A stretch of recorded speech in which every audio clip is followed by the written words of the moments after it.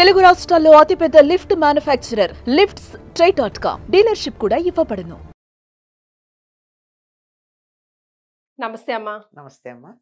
అమ్మ, భార్యాభర్తలు ప్రేమగా అన్యూన్యంగా వాళ్ళిద్దరి మధ్య సఖ్యతగా ఉండాలి అని అంటే, ఎప్పుడైనా మిస్అండర్స్టాండింగ్స్ వచ్చినా ఆజ్ కి బాత్ ఆజీ చలి గయా అన్నట్టు ఉండాలంటే ఏదైనా మంత్రం ఉందా, లేదా ఏదైనా సూత్రం ఉందా? సూత్రం అయితే ఉందమ్మా, మంత్రాలకి చింతకాయలు రాలవమ్మా. కానీ ఎందుకమ్మా, లలిత సహస్రనామాల్లో కూడా ఉంది కదా, ఉంటాయి ఉంది గాని స్వాధీనపతికిగా ఆవిడ ఉంది అంటే ఆవిడ ఏం చేసిందో కూడా ఉందిగా అందులో. మరి ఆవిడ ఏం చేస్తే ఆయన లోబడ్డాడో అర్థమైంది కదా. దేనికైనా కాకపోయినా లోబడడానికి కొన్ని వీక్ పాయింట్స్ ఉంటాయి. అలాంటి వీక్ పాయింట్స్ దగ్గర మనం జాగ్రత్త పడితే లోబడిపోవడం జరుగుతుంది. అంతేగాని నేను ఇంతే అని బిగసు కూర్చుంటే అవదమ్మా.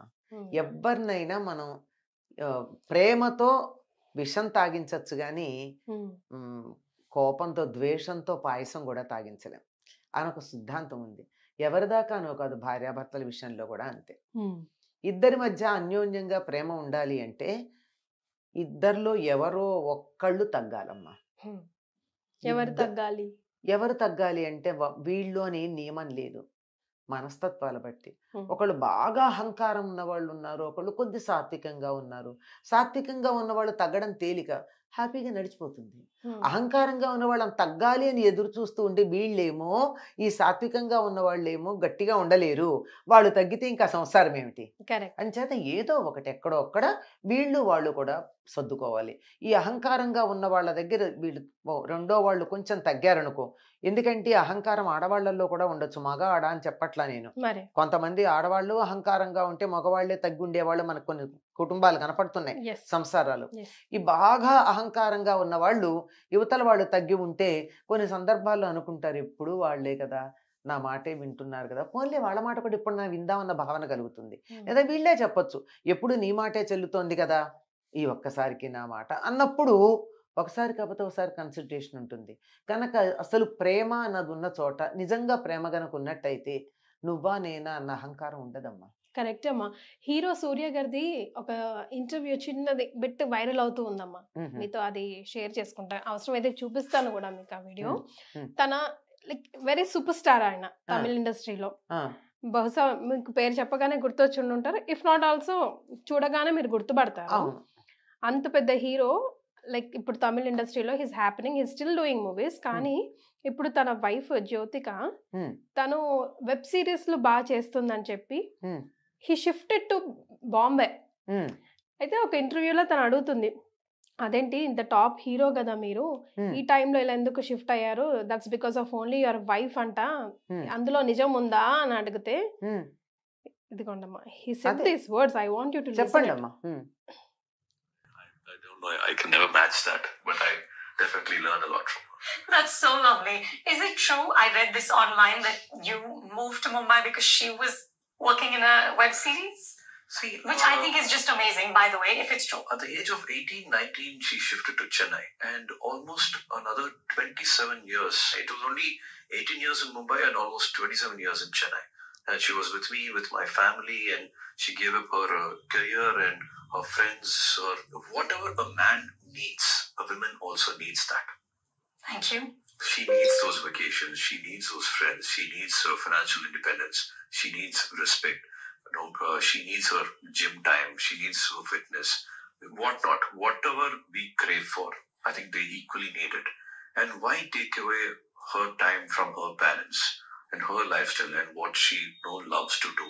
And when are we going to do that change?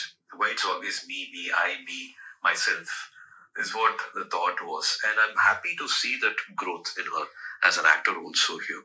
I would only wish and hope more beautiful films and more beautiful writings happen for her. See. Yes, that is called love. ఒకళ్ళ కోసం ఒకళ్ళ గురించి ఆలోచించి, పోనీ ఇంకా ఇంగ్లీష్లో ఇంకా చెప్పాలని కన్సర్న్ అంటారు. అవతల వాళ్ళ గురించి తప్పించడం కూడా కాదు, అవతల వాళ్ళ గురించి పట్టించుకోవడం, వాళ్ళ గురించి ఆలోచించటం అన్నది అది ప్రేమ.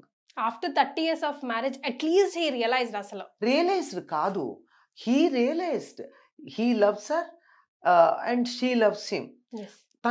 ఆవిడ కూడా అతనితో ఇవన్నీ వదిలేసి ఉన్నంత కాలం నా కెరీర్ వదులుకున్నానని అనుకోలేదు ఆవిడ. అనుకోకుండా దానికన్నా తనకి సూర్యతో ఉండడం ఇష్టం అన్న ఉద్దేశంతో ఆవిడ ఉంది. ఇప్పుడు ఏదో అవకాశం వచ్చి చేస్తుంటే ఇన్నాళ్ళకి తన వెనకది గుర్తొచ్చింది కదా, లెట్ హర్ బి హ్యాపీ అని అనిపించింది. అదమ్మా నిజమైనటువంటి ప్రేమ అంటే. అంతేగాని ఎవరు ఈ మంత్రాలతో వస్తుందా ఇది? ఈ మాట మనం చెప్పుకుంటాం కూడా. సత్యభామ అడుగుతుంది ద్రౌపదిని, నీ 5గురు భర్తల్ని అలా మాట వినేటట్లా చేసుకున్నావు, మంత్రం వేసావా, మందు పెట్టావా అంటే ద్రౌపదికి ఎంత కోపం వస్తుందో. నువ్వు మాట్లాడాల్సిన మాట జగన్నాథుడి భార్య ఇలా మాట్లాడకూడదు. మందు పెడితే మన్ను తిన్న పాములు అవుతారు, మంత్రం వేస్తే పనికిరాని వాళ్ళు అవుతారు. ఎందుకు అటువంటి భర్త ఉంటే ఎంత? నా మాట విన్నాడు అనుకునే భర్త మంచంలో ఉంటే లాభం ఏమిటి కదా? లేదు, అవి చెయ్యకూడదు, చాలా తప్పు. వాళ్ళకు అనుకూలంగా ఉన్నానని ఒక లిస్టు చెప్తుంది తనేమేం చేసింది. ఆ రకంగా ఉంటే ఇష్టపడరా? నాకు అనుకూలంగా నా భర్త ఉంటే నా భర్త మీద నాకు ప్రేమ ఉంటుంది. అలాగే నా భర్తకి నేను అనుకూలంగా ఉంటే నా భర్తకి నా మీద ప్రేమ ఉంటుంది. అట్లాగే నా భర్త నాకు అనుకూలంగా ఉంటే నాకు ప్రేమ ఉంటుంది. ఇలా ఒకళ్ళనొకళ్ళు అర్థం చేసుకుని 2 శరీరాల్లో ఒక ఆత్మ ఉన్నట్టుగా, నీకొస్తే నాకు రాలేదా అన్నట్టుగా ఉన్నట్టయితే అది కదా నిజమైనటువంటి ప్రేమ. అంతేగాని మంత్రాలకి తంత్రాలకి ఏమీ నడవదమ్మా. ఒక్కదానికే లొంగేది ఏమిటంటే ప్రేమ మాత్రమే. ప్రేమని మించింది లేదు. ప్రేమ పుట్టదు, మంత్రాలతో పుట్టదు, ప్రవర్తనతో పుడుతుంది, నీ మనసులో పుడుతుంది, నీ ఆలోచనల్లో పుడుతుంది, నీ ఇమోషన్స్లో పుడుతుంది. అంతేగాని మంత్రం వేసేస్తే హఠాత్తుగా ప్రేమ వచ్చేస్తుందా? రేపొద్దున ఇంకోళ్ళు వచ్చి ఆ మంత్రాన్ని కట్టు విప్పారనుకో, అది ద్వేషంగా మారిపోతే మరే కదా. అదేం లేదు, ప్రేమిస్తూ ఉండండి. అందుకే మీరు గమనించినట్టయితే పూర్వకాలం వాళ్ళు కొంచెం మేల్చావనిజం ఎక్కువ ఉంటూ ఉండేది. బాగా ఒకవేళ భార్య అంటే ఇష్టం ఉన్నా ఇంట్లో వాళ్ళు ఏమన్నా అంటారని భార్యని తిడుతూ విసుక్కుంటూ కొండొకచో కొడుతూ కూడా ఉండేవాళ్ళు. వీళ్ళేం మాట్లాడకుండానే ఉండేవాళ్ళు. కొంతకాలం అయ్యాక వీళ్ళు పెద్దవాళ్ళు అయ్యాక, పిల్లల పెళ్ళిళ్ళ వయసు వచ్చాక భార్య ఎట్లా చెప్తే అట్లా విన్నారు వాళ్ళు. చూస్తూనే ఉన్నాం కదా పాతకాలం వాళ్ళ కుటుంబాల్లో. అంచేత కొన్నాళ్ళు వీళ్ళు సర్దుకుంటే కొన్నాళ్ళు వాళ్ళు సర్దుకుంటారు. అయితే ఎక్సెప్షనల్ కేసెస్ ఉన్నాయి అసలు సర్దుకోని వాళ్ళు. చెండుక లాంటి వాళ్ళు ఉండనే ఉన్నారు. కానీ నిజానికి ఉండవలసింది ఏమిటంటే ఒకళ్ళని ఒకళ్ళు ఇష్టపడడం అంటే ఏమిటో తెలుసా అమ్మా? వాళ్ళల్లో ఉన్న లోపాలతో సహా ఇష్టపడాలి. కొన్ని లోపాలు సహజంగా ఉంటాయి. ఏదో రంగు తక్కువ ఉంటారు, ఏంటో మన వాళ్ళకి ఉంటుంది తెల్లతోలు మీద ఇష్టం. నల్లగా ఉంటే ఎంత అందంగా ఉంటారో. ద్రౌపది, కృష్ణుడు, క్లియోపాత్ర వీళ్ళంతా నల్లని వాళ్లే కదా, చాలా అందగాళ్ళు, ప్రపంచ చరిత్రను మార్చిన వాళ్ళు. అయినా సరే ఏమిటో ఏదో తెల్లగా ఉంటేనో పెద్ద కళ్ళు ఉంటేనో ఏవో ఉంటాయి మనకి లెక్క. ఇవేమీ లేకపోయినా కానీ వాళ్ళల్లో లోపాలుగా పరిగణించేవి ఏవైతే ఉన్నాయో వాటితో సహా ఇష్టపడాలి. ఎప్పుడూ వాటిని ఎత్తి చూపించకూడదు, వాటిని కూడా ప్లస్ పాయింట్స్ గా చూడగలగాలి. అవే కదా ఇట్ మేక్స్ డిఫరెన్స్. ఒక మనిషికి ఇంకో మనిషికి డిఫరెన్స్ అదే కదా. అక్కడే ఉండేది. అందరు సేమ్ గా ఉంటే ఉండరు కదా, ఏదో తేడా ఉంటుంది. ఒకళ్ళు పెద్దగా క్వాలిఫికేషన్ లేదు, ఒకళ్ళ దగ్గర క్వాలిఫికేషన్ ఎక్కువ ఉంది. ఒకళ్ళు చాలా అందంగా ఉంటారు, ఒకళ్ళు అందంగా ఉండరు. ఒకళ్ళు గొప్ప తెలివిగా ఆలోచిస్తారు, ఒకళ్ళు ఆలోచించరు. అయితే ఏమైందిట? అంతే, యాక్సెప్ట్ అండ్ మూవ్ ఆన్. అంతే, అసలు దాన్ని మించింది లేదమ్మా. అంచేత అన్కండిషనల్ గా ఇష్టపడడాన్ని ప్రేమ అంటారు. No condition. నేను నిన్ను ఇష్టపడినందువల్ల నువ్వు నాకు తిరిగి ప్రేమ చూపించాలని గాని నువ్వు కోరుకోకూడదు. అది నో ఎక్స్పెక్టేషన్, అన్కండిషనల్. నువ్వు నేను ప్రేమిస్తూ ఉన్నందువల్ల నువ్వు నన్ను ప్రేమించాలని కానీ దాన్ని నువ్వు యాక్సెప్ట్ చేయాలని కూడా అనుకోకుండా ప్రేమించడం మొదలు పెడితే చాలా, ఒక్క సంవత్సరం అలా ఉన్నారంటే చాలు, అయిపోతుంది. ఉండలేరు. అది వచ్చిన సమస్య. మనకి ఇన్స్టెంట్ రిజల్ట్ కావాలి. ఐ లవ్ యూ అని నేనంటే ఐ టు అని అవతల వాళ్ళు చెప్పాలి. చెప్పకపోతే అయిపోయింది అక్కడికి. ఇలా చిన్న చిన్న విషయాలే కదా. కలిసి కాఫీ తాగలేదని, షికారుకి తీసుకెళ్ళలేదని విడాకులు తీసుకున్న కథలు మనం వింటూనే ఉన్నాం కదా. ఇవి కాదు కదా ప్రేమ అంటే. దానికి మించింది. కలిసి కాఫీ తాగామా, సినిమాకి వెళ్ళామా, షికారుకి వెళ్ళామా, ఊరేగామా, పిక్నిక్లకి వెళ్ళామా, ఇది కాదు కదా లెక్క. నాకు నిజంగా ఒక సోల్మేట్ కావాలి అన్నప్పుడు నా పక్కన ఉన్నావా లేదా, అది ప్రధానం. నేనున్నాను అని ధైర్యం ఇవ్వగలగాలి, ఉండాలి ఉండాలి అది- కూడా. ఉండాలి. అది ప్రేమ అంటే. ఎస్. అది ఉన్నప్పుడు అవతల వాళ్ళు దీన్ని గుర్తించకపోవచ్చు కొంతకాలం, కొద్ది రోజుల్లో గుర్తిస్తారమ్మా. ప్రేమ తొందరగా ఆకర్షిస్తుంది, there is no doubt about it.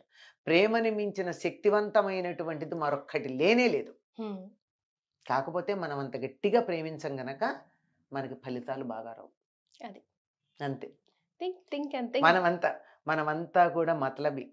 అంతేనమ్మా. అంతేనమ్మా. Business give and take. అదే. నువ్వేమిస్తావు నేను ఇస్తా, నేనే ఇస్తుండాలా నువ్వేమి ఇవ్వవా, ఇది ఇంకా నడుస్తూనే అది ఉంటది. ఇది ఎప్పుడైతే ఉండదో అప్పుడు ప్రేమ ఉంటుంది. లాభ నష్టాలు బేరీజ్ వేసుకోకుండా, ఎవరేం చేస్తున్నారన్నది లెక్కేయకుండా, లెక్కలు అవేమి దస్తావేజులు ఏవో చెప్తూ ఉంటాడే అవి కాకుండా, ఇది ఇంతే, నేను నిన్ను ఇష్టపడుతున్నా అంతే అంతే. అన్నట్టు గనక ఉండగలిగినట్టయితే ఎట్లాంటి పాషాణమైనా కరుగుతుందమ్మా. Yes. But it needs time. It takes time, it depends. నీ తీవ్రతని బట్టి అది ఎంతకాలం అన్నది ఉంటుంది. కానీ అంత తీవ్రంగా మనం ప్రేమించటం చేతనవునా అన్నది ఆలోచించాలి. కొంచెం కష్టం. ఎస్. రైట్ అమ్మా. Thank you.